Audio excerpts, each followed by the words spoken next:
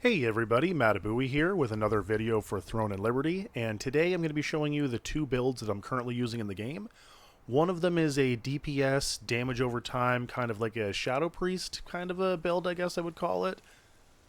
And the other one is a full-on healer, buffer, let's get us through the dungeon, let's get us through the PvP zone and survive kind of a character.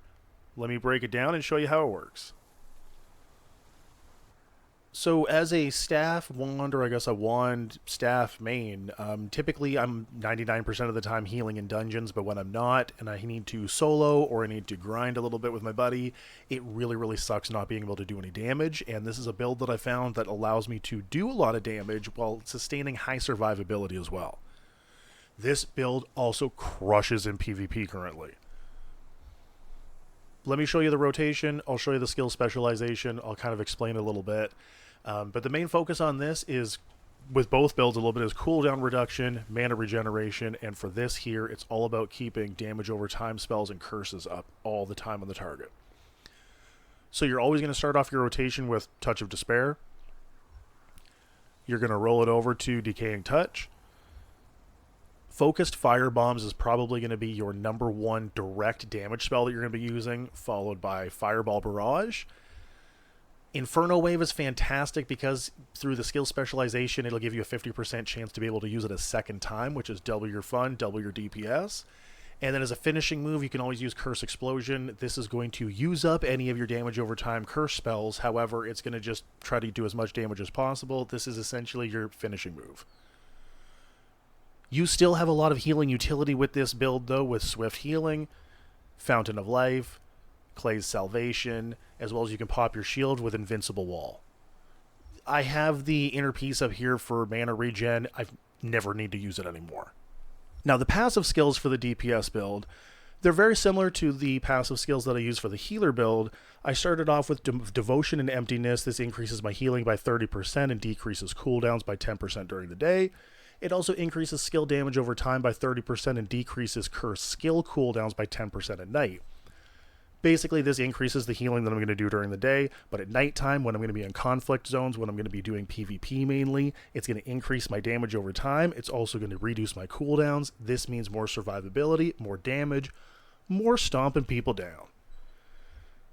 Next up, I'm using Vampiric Contract. This is going to restore an ally's health by 16% of the damage dealt to a victim of the user's curse.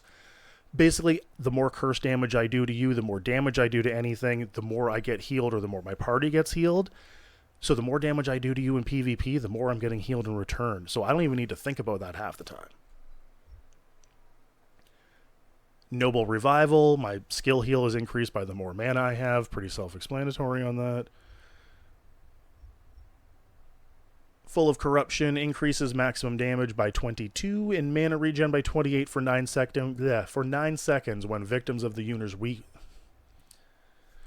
Try that again. Noble Revival skill heal increases for Noble Revival skill heal increases by 2.48% per 1,000 mana. The more mana I have, the more skill heal that I get. Full of Corruption increases max damage by 22 and mana regen by 28 for 9 seconds when victims of the user's weaken effects die. Stacks up to 3 times. Once again, this is here where the more damage I do by Full of Corruption increase max damage by 22 and max Full of Corruption increases max damage by 22 and mana regen by 28 for 9 seconds when victims of the user's weaken effect dies. Stacks up to 3 times. What this is going to do is anytime the person dies that has one of my curses on them, it's going to increase my maximum damage. It's going to increase my mana regen. Both are fantastic in a PvP situation. Wraith's Beckon increase the user's curse duration by 2.4 seconds, as well as the curse chance by 4%. More curse means more money when it comes to PvP, folks. Selfless Soul skill, granting health recovery and regen to allies via active skills, increases mana regen by 30.8 and healing by 6.4% per stack for 3 seconds. I messed that all up, it doesn't matter. It stacks up to 5 times. Basically, this is more healing regen, more mana. You see a trend? Selfless Soul, granting health recovery and regen to allies via active skills, increases mana regen by 30.8 and healing by 6.4% per stack by 3 seconds. For 3 seconds, stacks up to 5 times. What this is going to do is every skill that I cast, it's going to increase my healing, it's going to increase my mana regen. Asceticism increases mana regen by 84, remaining stationary for 3 seconds. Additionally increases asceticism, not sure how it's said, increases mana regen by 84, remaining stationary for 3 seconds. Additionally increases mana regen by 84 in magic, melee, and ranged heavy attack chance by 100. Basically, the less I move, the more damage I do, the more healing I do. A lot of this is an increased range, which is going to fit into that perfectly. And then finally, Mana Amp increases maximum mana by 2600 and maximum health by 900. More health, more mana, life's a lot easier. On to the skill specialization. This is the staff side of it. I'm going to go through it a little bit here. I've gone through the specialization to go over to focused fire bombs. This is a fire skill that deals 435% of base damage plus 291 and has an 80% chance, question mark, to apply 2 stacks of weaken burning to all enemies. The purpose of this build is all about getting weaken curse, weaken burning. It's all about getting weaken on the target. What weaken is going to do is it's going to regenerate health back to you, and this is all about damage over time as well. Mobility is fantastic because in a PvP situation, you want to be able to keep on the move. You don't want to have to keep stopping to cast spells. This is going to allow you to keep moving that while you're on the move, as well as projectile speed increased by 200%. It's going to get it out the door a little bit quicker. Inferno Wave, I've taken the consecutive use, like I was saying before, which gives you the 50% chance to grant 1 extra use. This is just being able to double your DPS with it. Reduce the cooldown by 3 seconds, as well as add 3 stacks of burning to the target. Fireball Barrage is probably going to be your second DPS on here for direct damage. I've taken the Fireball Frenzy specialization, which is going to 1 fireball is added per stack if used against a target that has been burned. As we mentioned earlier, focused fire bombs is going to add burning to the target, so that's why you're going to cast focused fire bombs. Then Fireball Barrage is going to add extra damage to it, as well as reducing the cooldown by 5 seconds. That is the staff side of the DPS build. Let's go over to the wand portion. On the wand side, this is more about utility than it is healing, and it's more about DPS than it is healing and buffs. It shows, obviously. A lot of people are going to look at this and wonder why I didn't take the radius increase talent or the effect duration. I just felt that those points were better used in other places. I'm constantly going to have Touch of Despair curse on the target anyways, or Weaken Curse, I can't remember what it's called right now, on the target anyways, so I don't really need to worry about the duration being increased. What I do want, though, is to have a 50% chance to apply 2 stacks of it. That's going to constantly make sure that at all times there's 3 stacks of the curse on the target. Curse Explosion I've taken, and I've gone with the damage increase as well as the focused target on this one. And what it does is it changes it from an AoE skill to a single target skill, and it decreases the cooldown by 6 seconds. That way it lets you do Curse Explosion a little quicker. The problem with this is that this skill also consumes all of the curses on the target. That's why you're going to want to use this as a finishing skill. Decaying Touch is the second thing you're going to use. This is your second damage over time. We've specialized in the Decaying Touch specialization. This applies Weaken Curse to the target to deal 72% of base damage plus 64 per second for 9 seconds. This is basically just applying a second damage over time skill. And of course we went with the additional damage. This is going to add additional damage to it. Touch of Despair with Decaying Touch plus Burning equals a lot of damage over time to the target. This is fantastic in PvP situations. They don't see it coming from you at the moment. On the healing side, let's go back here. On the healing side, for Swift Healing, this is always going to be your main healing skill. To save talent points, I only went with the consecutive uses, which I think if you're using a wand character in any way, you're always going to have Swift Healing with the consecutive use skill. They might as well just add it by default. And I've gone with the mana recovery. This is all about mana regen. Same with my healing build. This character never, ever runs out of mana. That's the most fantastic part about it. Clay's Salvation, I was going to go with Janice's Rage and to add the base damage to the group, but I decided to put those points elsewhere, and instead I went with the Weaken Removal. I thought this would work well in a PvP situation more. As well as I went with the increased radius. That way I don't have to worry about having to run too close to people in a PvP or a world PvP situation especially. More distance, a lot easier to use, more people healed. Obviously, I went with Fountain of Life here, went with the increased range by 2 meters and the increased duration. I thought about going with the increased or adding mana recovery, but I put those points elsewhere. This is more about a damage build than it is about mana regen, buffing, and healing. I put those skills on the healing side of it. This is the DPS build that I'm currently using, and it crushes out there. So, once again, here's the staff side of it. And there's the wand side of it. And now I'm going to go over the healing build that I'm currently using. Okay, so I'm going to go through the healing side of this. This build is all about mana regeneration, cooldown reduction, healing power, buffing power, as well as using your damage over time and your curses to regenerate health back to the group in a passive way. With every single build using a wand, I think you're going to be using Swift Healing as your main healing skill. We're going to follow that up with Fountain of Life, Clay's Salvation. I decided to go put points into Blessed Barrier as well as Invincible Wall. They're only 25-second cooldowns. You can keep these up constantly. More buffs means more power, means less healing, which means mobs go down quicker, which means everybody's happy. Part of that is giving more people buffs, and like I said, this is more of a buff build, so I decided to swap over in the talent specialization into Enchanting Time, which is going to give a friendly target skill damage boost increase by 120 for 9 seconds. Basically, whoever, as I'm doing the dungeon, whenever I'm healing, whoever I currently have targeted, as soon as this comes off of cooldown, I'm going to pop it on them every time. And as usual, we're going to do the damage side of it. We're going to use Touch of Despair. We want to keep our curse up on the target at all times. We're also going to use Curse Explosion as well as Corrupted Magic Circle to do AoE damage, and then that way provide a lot of passive healing back to the group. Oh, I should show. I also have High Focus on here. It's only on a 1-minute cooldown, and it's going to, the cooldown speed increases by 12.66%, and movement speed increases for everybody. I rarely use this, but it's kind of just nice to have in your pocket. I will show you now the passive skills that I'm using for the Wand Healer build. I went with Devotion and Emptiness. This is going to increase healing by 30% and decreases cooldowns by 10% during the day.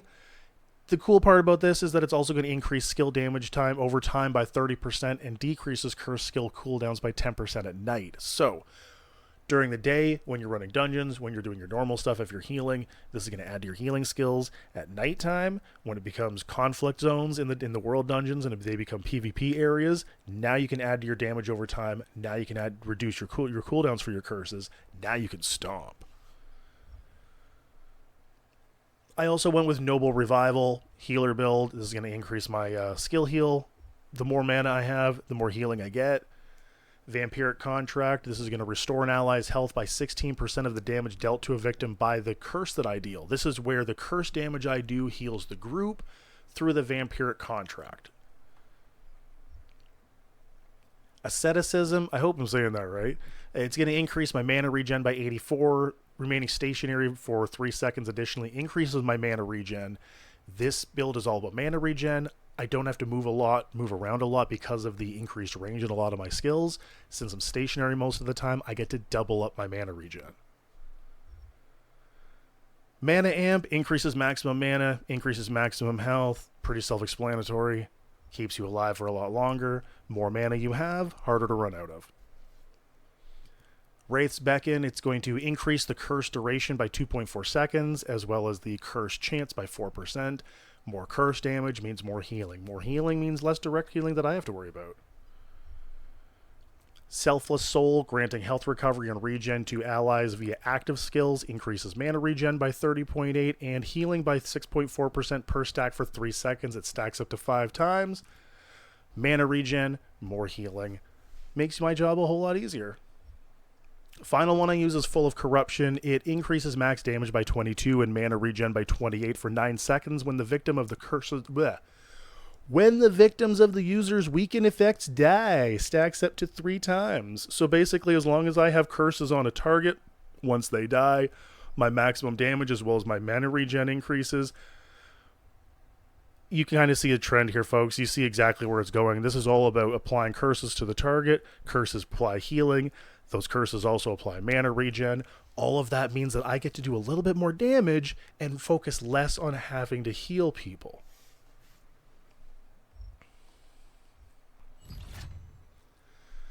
Onto the skill specialization. On the wand side, or on the staff side, sorry, it's going to be super quick and super easy. The only points I've put into here were on high focus, and that was to change it to from a single target spell to target the entire group.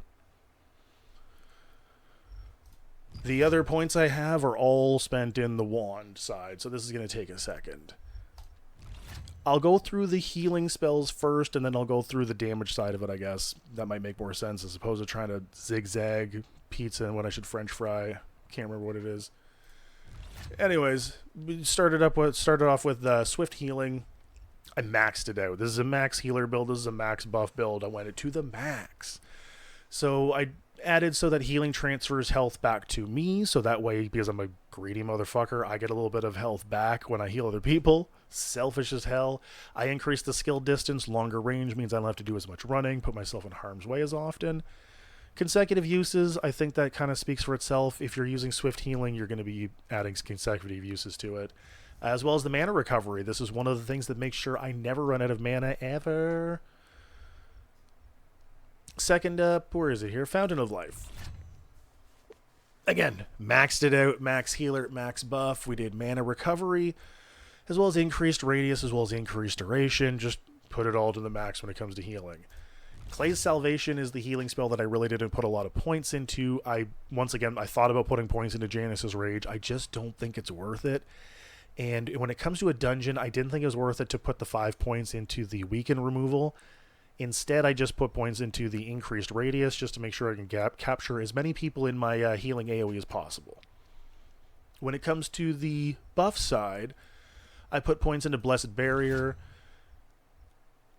I could have put points into Fighting Spirit. I decided to take, instead of more of an offensive build on this, I took more of a defensive build, and instead, once again, took the targets expanded, converted this from a single target spell to target the entire group. I did not go with the increased duration. I did not think 5 points was worth 1 second. That's what she said. Put those points elsewhere. Instead, I put those points into Invincible Wall, once again expanding the targets from a single target spell to target the whole group.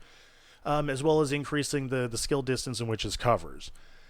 I can constantly keep buffs up on the group. I can constantly keep heals on the group, and I never run out of mana. This is the perfect healer right now. People say that, what is it, crossbow or longbow and wand is the meta.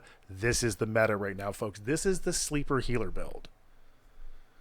On the damage side of it, and yes, this does allow you to do a fair amount of damage in dungeons or pretty much anywhere, but this is more of, instead of doing single target damage like the DPS build does, this is doing AoE damage. So you're always going to start it off with Touch of Despair. This is your main skill you're going to use when you damage. This is all about getting curses on targets, but instead of like the DPS build where we're focusing on single targets, this one here is all about trying to spread that curse and all about the AoE. So that's why I went with the increased radius to try to add that curse onto 2 additional targets within a 3-meter radius, as well as the additional curse that adds a 50% chance to apply 2 stacks. This is trying to maximize the amount of curses on people.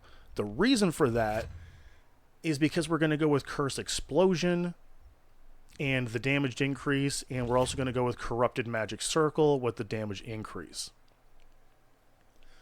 What these things do here is basically, that's why you're going to go Touch of Despair, Corrupted Magic Circle, Curse of Explosion, is you're applying a curse, you're taking off that curse, and you're blowing it all up. Tons of damage in that way when you're doing that. Since you have curses on targets, and part of this build with the passive skills is that it's going to take the damage you do with your curses and bring that back to the group and heal them. So while you're healing them with your main skills, you can do passive damage. You can do active damage, and you can passively heal the group. This is the current build I'm using. It absolutely stomps. I'm going to show you the staff side again. I'm not sure why. There's not a whole lot to see. And this is the wand side. I hope this video helped anyone out who's playing a staff wand or a wand staff healer DPS character. I know I looked online, followed a lot of different guides, followed a lot of different builds, and nothing seemed to work quite the way I wanted it to. This one seems to work fantastically for me, so hopefully it works for you. Enjoy, have fun, play safe, everybody.